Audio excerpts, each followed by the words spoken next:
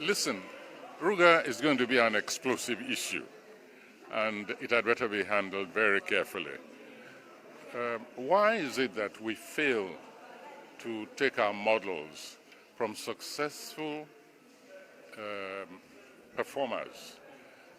There are ways in which people deal and have dealt for decades, for centuries with cattle everywhere. I travel everywhere. There's nothing so strange, nothing mysterious about cattle rearing. Why should cattle become a problem just because we like to eat beef? I don't understand it. There are solutions which are very simple. People have talked about ranching, but the ranching has got to be done in places which are environmentally congenial to that particular kind of trade, and at the same time do not afflict humanity. What's the point trying to provide food and the food chokes us, which is what cattle and cattle rearers have been doing. When you have a situation where cattle walk up to my own door in Abeokuta, which is supposed to be a residential area, there's a problem. When cattle go to Djibouti and eat up Shodipe's,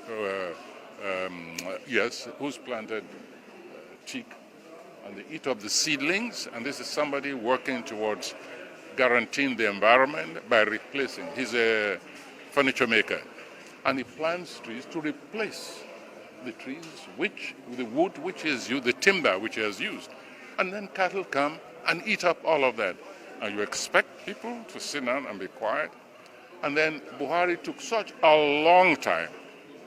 For me, he deserved, and I've written this down, he deserved to have lost the last election, if only on account of the lackadaisical and attitude which he took to the issue of cattle rearers. People are being killed in hundreds till today. And it's only because of the failure of leadership at the critical time. That's the most important. And the cattle rearers have been given a sense of impunity.